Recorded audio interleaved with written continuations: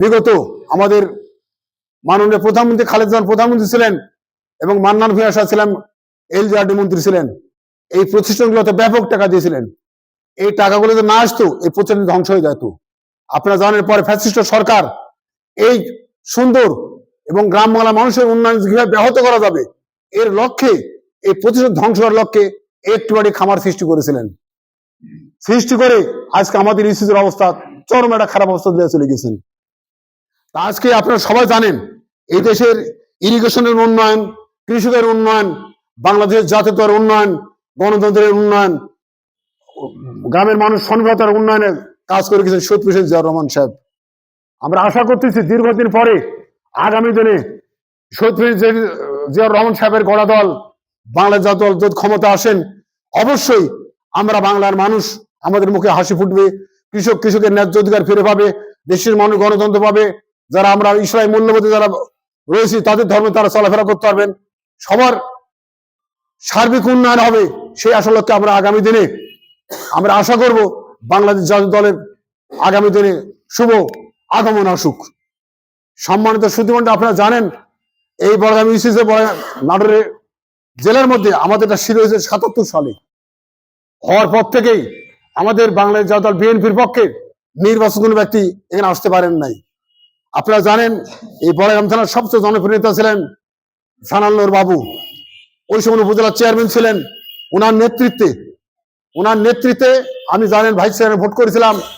আমাকে ভোটে ফেল করে দেওয়ার পরে আজকে বড়গাম ইউসির কেন্দ্রীয় একটা জায়গা আমাদের একটা চেয়ার বসা জায়গা দরকার, যার কারণে নির্বাচনে প্রার্থী হয়েছিলাম। ওই নির্বাচন 2009 সালে ব্যাপক প্রশাসনিক এত যে হ্যামারিং ছিল আমাদের উপরে, তারা জোর করি আমাদের মাঠে মুভ করতে চাচ্ছিল না। আমাদের রেজাল্ট ঘোষণা হওয়ার পরেও তারা আমাকে পরের দিন, আমার ঘোষণা হওয়ার পরের দিন কি হলো, আমার তালা মারা হয়েছিল। 10,000 টাকা দিয়ে আসারই আমার তালা খোলা লাগছে। এরপরে কি করা হলো, সাবেক এক এমপি বলেছিলেন যে আমি তাকে বড়গাম থানাতে জামাত বিএনপিতে 1 ইঞ্চি মাটি দেবো না। কিছুদিন পরেই তার অবস্থা আপনারা সবাই জানেন। আমার ভিতরে ডিও লেটার দেওয়া হলো। আপনারা জানেন সানলার বাবু চেয়ারম্যান হওয়ার পরেও 1 বছর তার বসতে জায়গা দেওয়া হয়েছিল না। সানলার বাবু আমার রুমে বসতেন। আজকে দুঃখের বিষয় যে আজকে দেশের মানুষ গণতন্ত্র যদি না মানে, গ্রামবালা মানুষের যদি উন্নয়ন করতে না চায়, তারা দেশের মানুষ, তারা দেশের শত্রু। আমাকে পদ শূন্য ঘোষণা করার পরে আমার এই বিষয় নিয়ে আমাকে সুপ্রিম কোর্টে যাওয়া লাগছে। যাওয়ার পরে আপনারা জানেন সমস্ত আইন আমার পক্ষে, আমি তার চেয়ার বসতে পারি নাই।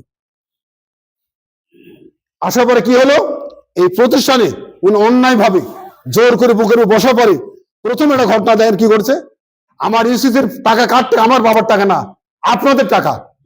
আজকে যতগুলো মুরব্বী এসেছেন ইউসিসি কারা করেন, যারা গ্রাম বাংলা, যারা প্রভাবশালী যারা কৃষক, তারাই করেন। কিন্তু আজকে আপনারা আমার আহ্বানে যে আপনি আসছেন, আপনাদের অনেক ধন্যবাদ জানাই। আবহাওয়া যদিও আজকে ঠান্ডার আবহাওয়া, অনেক মুরব্বী লোকজন আসছেন। আজকে প্রথমে কি হলো, আমার ইউসিসি ফান্ড থেকে চেয়ারম্যান মাঠে তদারকি করবেন, ইউসিসির জন্য একটা মোটরসাইকেল কেনা হয়, তার দাম 1,65,000 টাকা। এই 1,65,000 মোটরসাইকেল কেনার পরে এই মোটরসাইকেল কিভাবে আগে সাবেক চেয়ারম্যান ওয়াজুদ্দিন সোনার কিভাবে হারিয়েছেন, কি মেরে দিয়েছেন, সে আল্লাহ মানি জানেন, উনি জানেন। পরবর্তী কি করা হয়েছে, মাত্র 25-30 টাকার দামের মোটরসাইকেল বুঝ দেওয়া হয়েছে। এই মোটরসাইকেল আমি বুঝ দিতে পারি কি? তাহলে আমার কথা হচ্ছে যে আমার এজেন্ট, আমাদের প্রত্যেক বছর যে এজেন্ট হয় সর্বোচ্চ ফোরাম এটা, তাহলে আমার তারা উচিত তার বিরুদ্ধে মামলা গ্রহণ করা, নাকি কারো দ্বিমত আছে আপনাদের? সবাই একমত আছেন কি? তাহলে আমার তার মামলা গ্রহণ করতে হবে। 1, 2টা গেল মোটরসাইকেল বিষয়টা আসলো। 3 নাম্বার আসলে দেখেন যে আজকে আপনারা একজন আমার সময় ভাই বলেছেন এবার যে আজকে আমাদের ফান্ড থেকে তার বেতন না দেওয়া হয়, যারা আপনারা আপনাদের টাকা শেয়ার এবং সঞ্চয় যারা রাখা গোষ্ঠী, যারা সেটাকে আমরা গ্রহণ করি না। শেয়ার ও সঞ্চয় থেকে আপনারা জানেন গাছ যখন লাগাবেন এই গাছ তো তার পরিচর্যা করতে হবে, নাকি? পরিচর্যা না করলে হবে কি? তাহলে আজকে আমার ইউসিসি চলবে কিভাবে? ইউসিসি যারা কর্মচারী যারা রয়েছেন তারা এগুলো করবেন।